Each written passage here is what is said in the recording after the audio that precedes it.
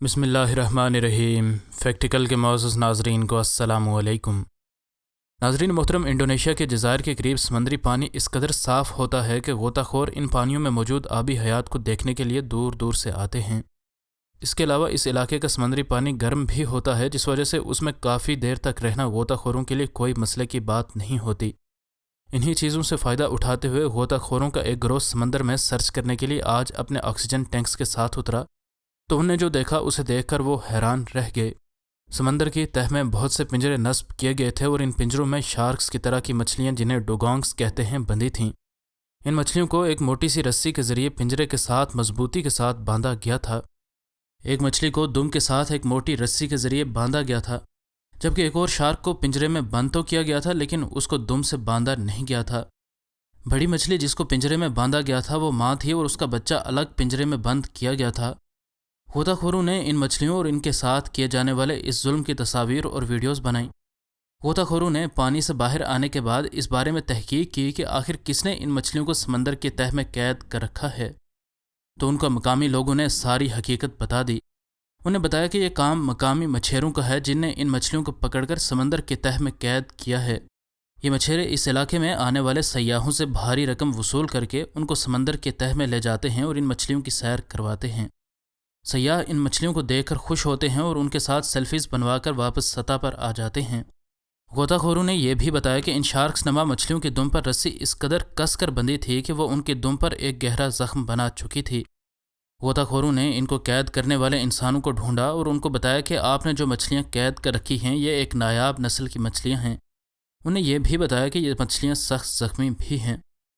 غوطہ خور ان مچھلیوں کو اس درد میں نہیں دیکھ سکتے تھے، اس لیے انہیں ان مچھیروں سے درخواست کی کہ وہ ان مچھلیوں کو آزاد کر دیں، اور حیران کن طور پر ان مچھیروں نے فوراً سے ان مچھلیوں کو آزاد کرنے کے بارے میں ہاں کر دی۔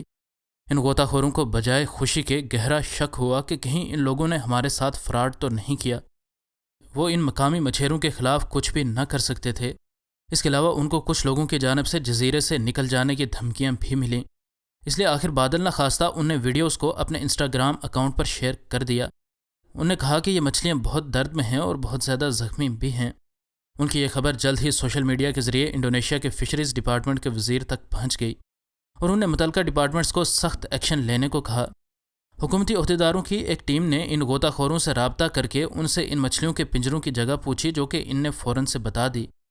ان لوگوں نے جب اس جگہ پہنچ کر سمندر میں اپنی ٹیم بھیجی تو ان کی حیرت کی انتہا نہ رہی کہ ان مچھیروں نے ان مچھلیوں کو ابھی تک آزاد نہیں کیا تھا اور یہ مچھلیاں ابھی تک وہاں پر جوں کی توں قید تھیں۔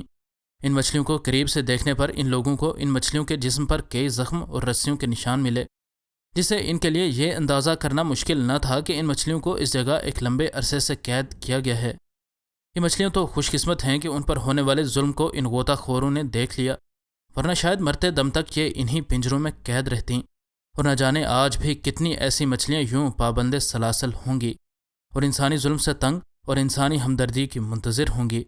اگر انسانوں نے ان جانوروں کی طرف اپنا رویہ نہ بدلا تو یقیناً وہ وقت دور نہیں ہے کہ سمندر سے یہ نایاب نسل کے جانور ختم ہو جائیں گے اور قدرت کا یہ توازن بگڑ جائے گا۔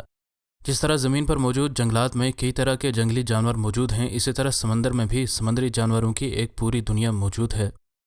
جب سے انسان نے ان سمندری جانوروں کی دنیا میں مداخلت شروع کی ہے، تب سے ان کی زندگی مکمل طور پر بدل چکی ہے۔ صرف سال 2018 میں انسانوں کی وجہ سے 2 ٹریلین مچھلیاں مریں، جبکہ ان کے مقابلے میں گزشتہ 15 سالوں میں صرف 693 انسان مچھلیوں کی وجہ سے مرے۔ اس حساب سے دیکھا جائے تو مچھلیوں کی کئی نسلوں کا مکمل طور پر ختم ہو جانا کوئی نئی بات نہیں ہے، کیونکہ ماہی گیر ان کا شکار بہت بڑے پیمانے پر کر رہے ہیں۔ اگر کوئی مچھلی انسان کھاتا نہیں ہے تو اس کے پروں، دانتوں یا دیگر جسمانی اعضاء کو بلیک مارکیٹ میں بیچ کر انسان اپنے پیٹ کی آگ کو کچھ حد تک ٹھنڈا کرنے کی کوشش کرتا ہے۔ ایسے ہی شارک کی طرح کی دکھنے والی یہ مچھلی ڈوگونگس بھی ہوتی ہے۔ ناظرین گرامی، جب راب کورٹی اور اس کے دوست آج سمندر میں مچھلیاں پکڑنے گئے تو وہ اس بات کے بارے میں سوچ بھی نہیں سکتے تھے کہ آج وہ مچھلیوں کے بجائے سمندر سے کیا پکڑ کر لائیں گے، کیونکہ سمندر میں اس جانور کا مل جانا کسی بھی صورت ممکن نہیں ہے۔ آج ہفتے کا دن تھا اور آج کورٹی، اس کا بھائی جان اور اس کے 2 دوست شارکس پکڑنے جا رہے تھے۔ اگر حالات سازگار رہتے تو وہ کچھ بہترین شارکس کا شکار کرنے میں کامیاب ہو سکتے تھے، لیکن اس سفر میں ان کو کچھ ایسا شکار بھی مل سکتا ہے اس کے بارے میں ان نے کبھی بھی نہیں سوچا تھا۔ جب یہ لوگ سمندر میں تقریباً 6 میل دور تک نکل آئے تو انہیں سمندر کے پانی میں کسی جاندار کو تیرتے رہنے کی کوشش کرتے ہوئے دیکھا، اور ہر شخص کی طرح ان نے اس کو قریب سے دیکھنے کا فیصلہ کیا۔ اور چونکہ یہ 21ویں صدی کا واقعہ ہے، اس وجہ سے ان نے اس سارے واقعے کو موبائل فون کے کیمرے میں قید بھی کیا۔ ان نے سمندر کے پانی میں تیرتے رہنے کی ناکام کوشش کرتے ہوئے جس جانور کو دیکھا وہ اصل میں ایک بارہ سنگا تھا۔ سمندر میں اتنے دور پانی میں ایک ہرن کا نظر آنا یقیناً اس ہرن کی زندگی کے خطرے میں مبتلا ہونے کا ایک واضح اشارہ ہے۔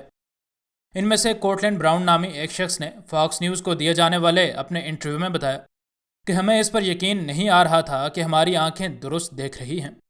راب کورٹنی نے بتایا کہ ہم دیکھ سکتے تھے کہ یہ ہرن ٹھنڈ کی وجہ سے کانپ رہا تھا اور بڑی ہی مشکل سے پانی سے باہر اپنا سر رکھنے کی کوشش کر رہا تھا۔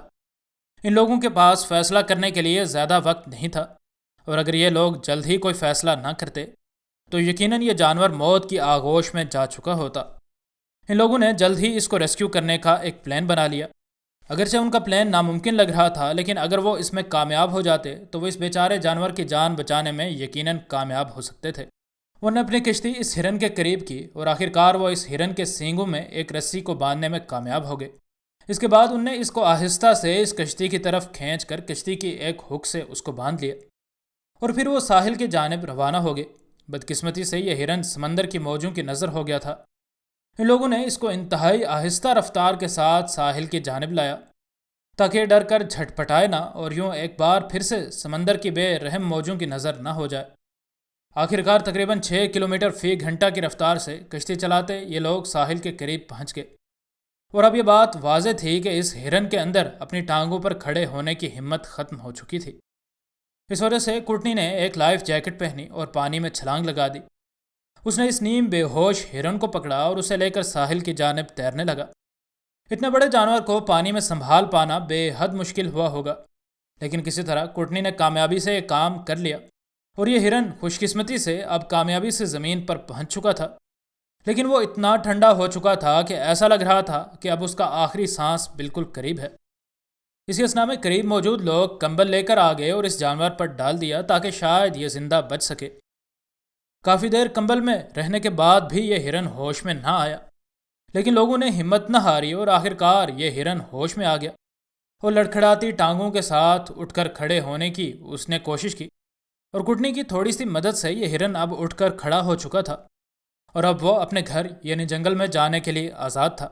ان لوگوں کی اس کوشش کو ہر شخص نے سراہا، اور ایسے ہی ایک اور ہرن کی کہانی ہم نے ناظرین کے گوش گزار کی تھی، جس کے سر سے ایک تیر آر پار ہو چکا تھا اور وہ انسانوں سے مدد حاصل کرنے آیا، لیکن انسانوں نے اس کے ساتھ جو کیا وہ دیکھنا بڑا ہی دلچسپ ہے۔ اور اگر آپ نے یہ ویڈیو ابھی تک نہیں دیکھی تو اوپر آنے والے انڈیکس کارڈ پر کلک کر کے آپ وہ ویڈیو دیکھ سکتے ہیں۔